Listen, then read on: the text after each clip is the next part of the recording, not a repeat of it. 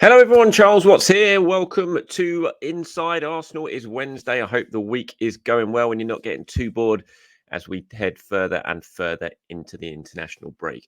Good thing is, though, we are now just 10 days away from Arsenal returning to action. Bad news is we've all got to sit here with our fingers crossed, hoping no one gets injured in the next week or so as the international fixtures really start to kick off. Leandro Trossard in action, or should be in action later on tonight for Belgium, and then the rest of the 16 Arsenal players who are away with their national squads will follow in the preceding days. We've still got plenty to talk about today. You'll focus a little bit on Arsenal's hunt for a midfielder that will, I imagine, going to be quite a big talking point as we head towards January.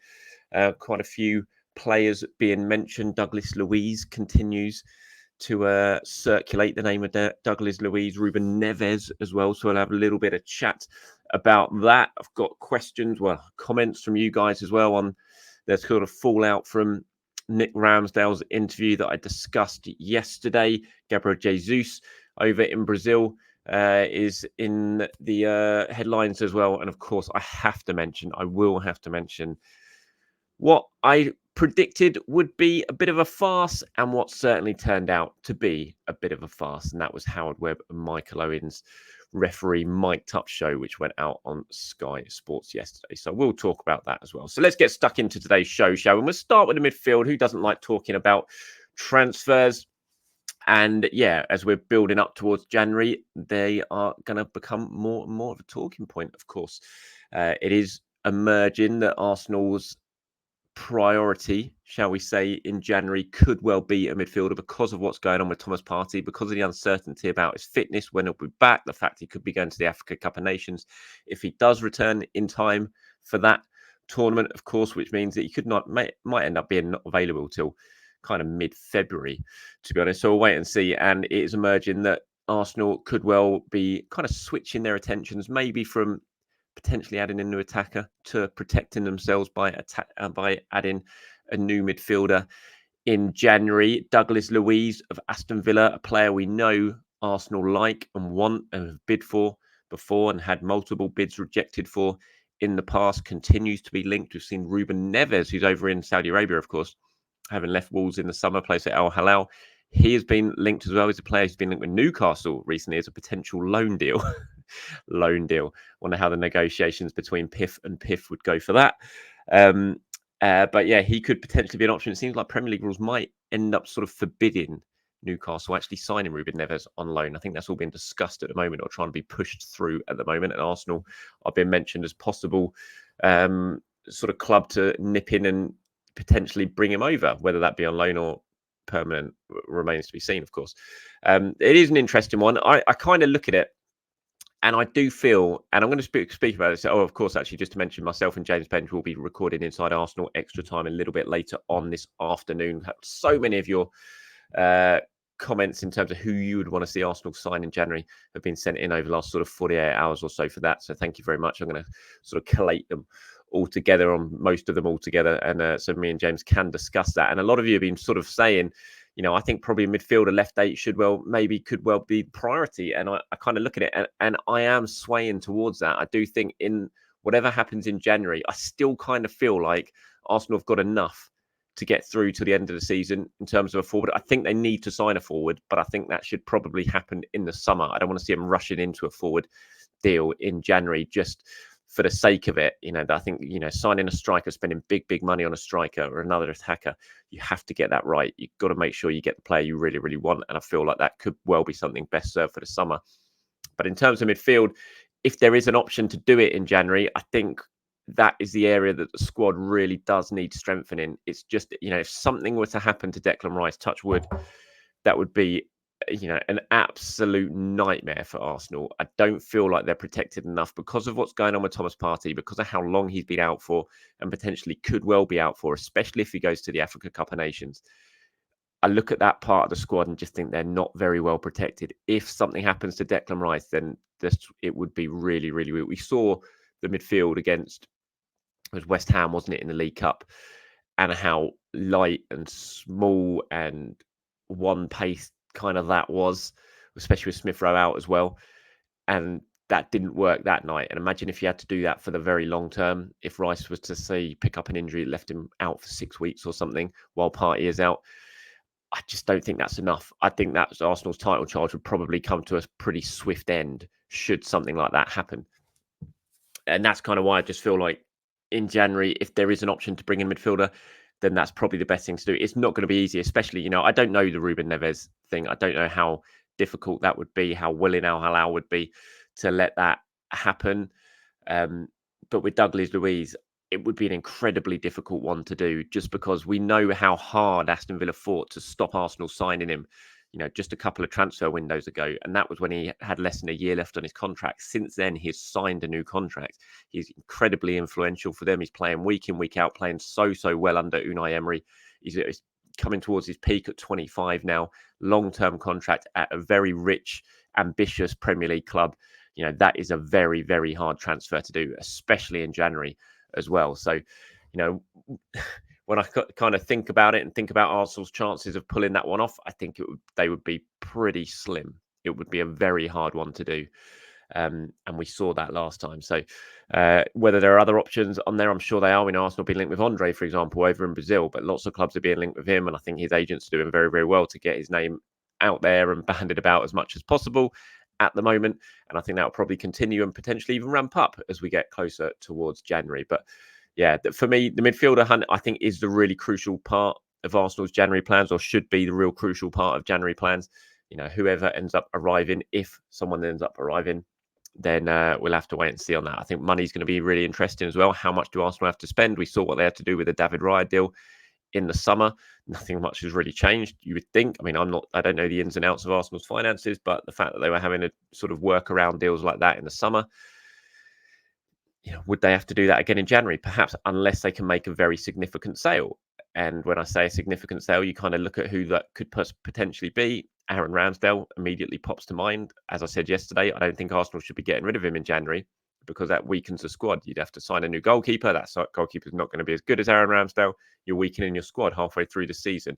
The only way I can imagine, certainly my stance changing in terms of that opinion, is if it was to ensure that a very, really top quality, significant signing came in January, and the funds from selling someone like Ramsdale were put directly towards that, and made sure that signing came through the door. Then maybe sometimes, that's a necessary evil, so to speak, for something like that to happen. Emil Smith-Rowe's another player, of course, who you kind of look at and think you could potentially get quite decent money for Emil Smith-Rowe if he's not going to be in the plans. And I don't want to sell Emil Smith-Rowe. I've said that before. You all know how much of a big fan I am of Emil Smith-Rowe. But you kind of look at the squad right now, and those are the two players you think, this is all hypothetical, but if Arsenal did need to make a decent sale in January to ensure that they had the funds available to really push the boat out and sign a player that they really wanted to sign, then those are the two in the squad right now that you think are probably the most likely to generate those sort of months. So let me know what you guys think on that. And I'm sure it's something that myself and James Bench are going to be talking about quite a lot later on in that Inside Arsenal Extra Time show as well, when we do focus our attention quite a bit on the upcoming January transfer window. All right. Now, I'm sure you've seen it. The Mic'd Up show on Sky Sports, which yesterday I predicted would be a farce, and it absolutely was. One gigantic waste of time. Did you see Michael Owen's tweet after this? If you haven't, it was really, really funny. I think I can't remember what he called them. I've actually forgotten. I'm going to bring it up here on my screen, so forgive me for typing while I'm talking here, but it is pretty funny.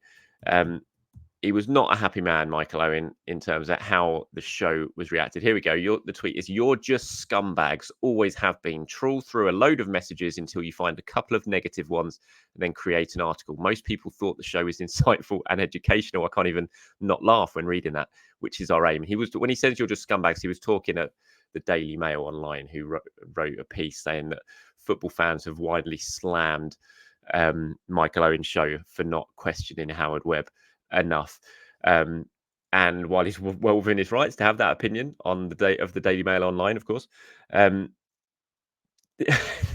were kind of right, because it was just an absolute puff piece. We knew it was going to be. It is just one big propaganda show. The first time we saw this, it was a little bit different. You thought, "Oh, this is quite good. This is quite insightful." But as soon as the first show finished and they continue to do it, the more it goes on, you're just like, what an absolute gigantic waste of time this is. This is basically just a chance. And we knew it anyway. And I said it yesterday. This is a chance for Howard Webb just to get on primetime TV and just to spout a load of nonsense and not get pressed on it, not get questioned about it, really, just to stand up there and say, this is why we got things right. We did it. This is a process we went through and this is why we're right and everyone else is wrong. It was just an absolute gigantic waste of time. There was so much in it to unpick. I mean, have I got a tweet here from someone? Here we go, from Dave. So I just watched mic'd up VAR analysis, and the official said, I don't see a specific foul on Gabriel. I see two hands on his back, but I don't see anything of a push that warrants him flying forward like that.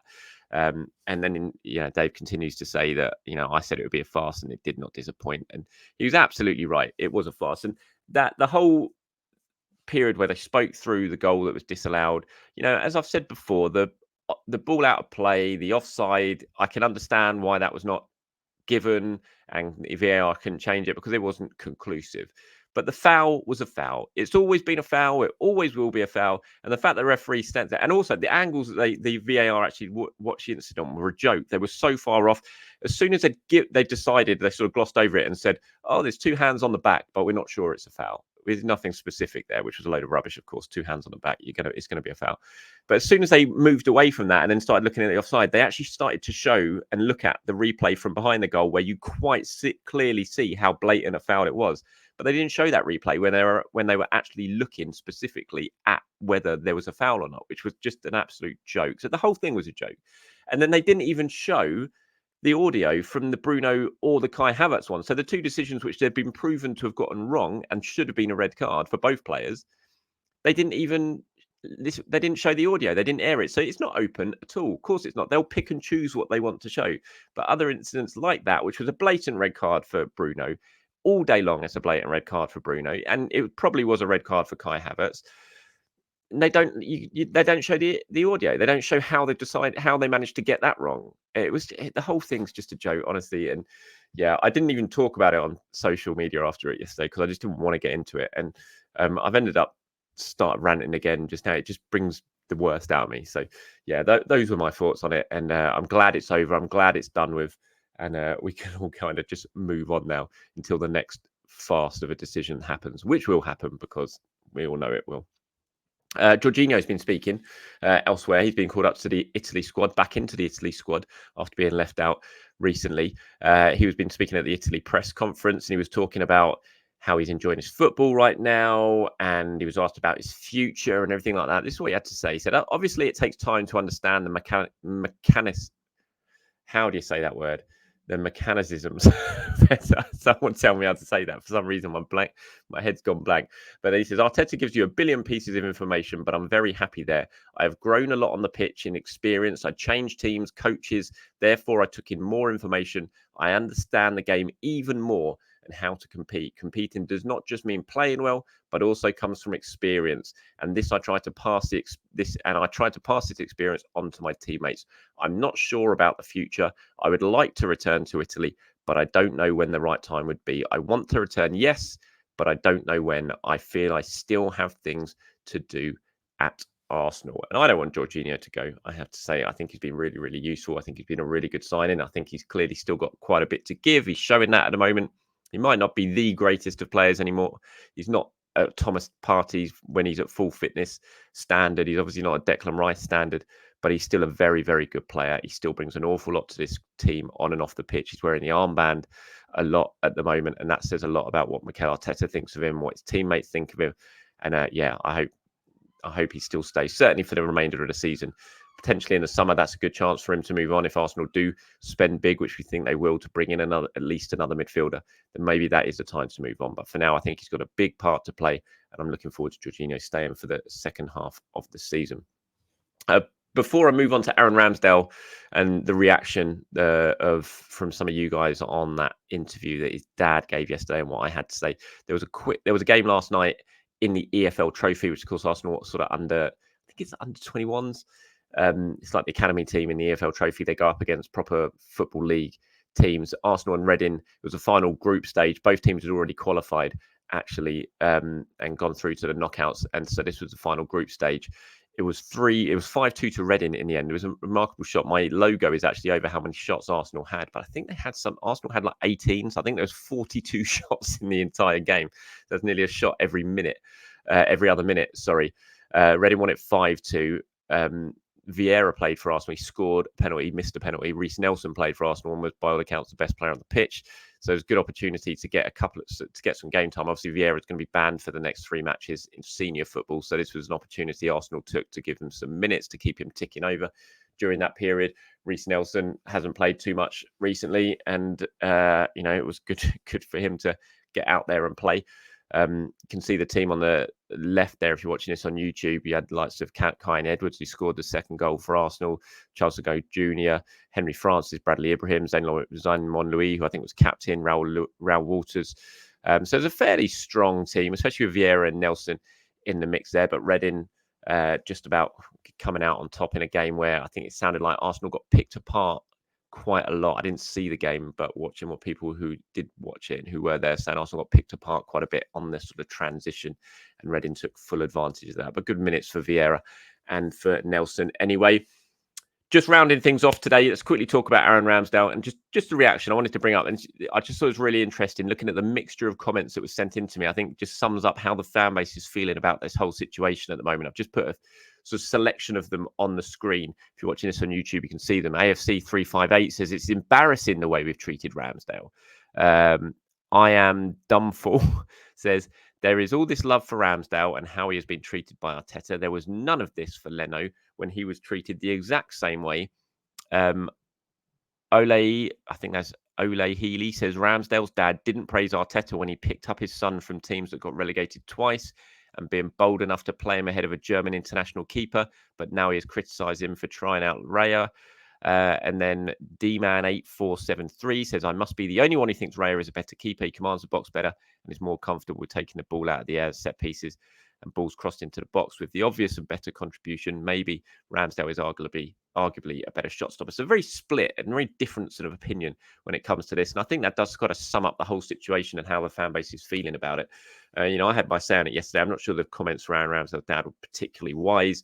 I think the timing of them were really, really interesting. We're about 6 weeks out from January, just after Gareth Southgate had come out and warned Aaron Ramsdale that if he didn't start playing regularly, his spot at the Euros next summer for England might be, up for grabs, shall we say. So I thought the timing was pretty telling of that. I can't imagine Arteta is going to be too happy with it. Again, that's just me thinking hypothetically, trying to sort of look at the situation. It's not the greatest of looks, I suppose, for someone's dad to come out and say these sort of things publicly, even if we probably all presumed it's exactly how they were thinking. But yeah, I just thought it was interesting. I think the reaction, it continues to just be such a source of debate, and I think it's really sort of interesting. It was always going to be interesting, for one. I've said it before. I think Aaron Ramsdale, if he does end up leaving Arsenal, as much as he'll probably be disappointed at how it happened, he's got a huge amount to thank Arteta and Arsenal for. Arteta was the manager who signed him when pretty much all of us, and not just Arsenal fans, but wider football fans, were looking at it going, what on earth are they doing? What a massive waste of money that is for this goalkeeper. And Ramsdale said it himself. He had Arsenal fans, basically threatening him, saying, do not sign for our club when he signed him. But Arteta saw through all of that, showed his faith in him, brought him to Arsenal, gave him this platform to turn into the goalkeeper that has done, gave him the platform to turn into the goalkeeper that has made him become a regular in the England squad. And if he does move, he gave him the platform to secure a transfer to what I'm sure will be a very, very top club for a lot of money. So as disappointing as I'm sure he will be, if this does end up with him leaving, he'll still have an awful lot to thank Arsenal and Arteta for. But then on the other hand, you kind of look at it and think, well, Arteta, is this, you created this problem when there really wasn't a problem. Ramsdale was doing fine. Arsenal were doing fine. Were doing well. And he was such an influential player, such a popular player. Did you really need to create this problem by bringing in David Raya, who has probably not raised the level that maybe we were all expecting he was going to do initially? Will he go further on? Potentially he might do once he settles in and once the sort of drama of the whole Raya versus Ramsdale thing disappears. Raya might be more settled and become a better goalkeeper and show the kind of goalkeeper that I think we all expected he was going to be when he came from Brentford. And there are signs that he is beginning to settle in now. So it's an interesting situation. It's a situation that obviously generates huge amounts of debates, and I think will continue to until one way or the other it is ended, and I imagine that will be around Ramsdale leaving. So yeah, interesting thoughts from you guys as well. And please do continue to send me any comments, questions, opinions you have on anything connected with Arsenal. Always interested to discuss them on this show. All right, that's it from me, everyone. Thank you very much for your time. As always, like I said, myself and James Bench will be sitting down for Inside Arsenal Extra Time a little bit later on today, so keep your eyes peeled for that. Should be going out on podcast and on here on YouTube about sort of 5 o'clock-ish on Wednesday evening. Until then, have a very good day, everyone. I'll speak to you soon.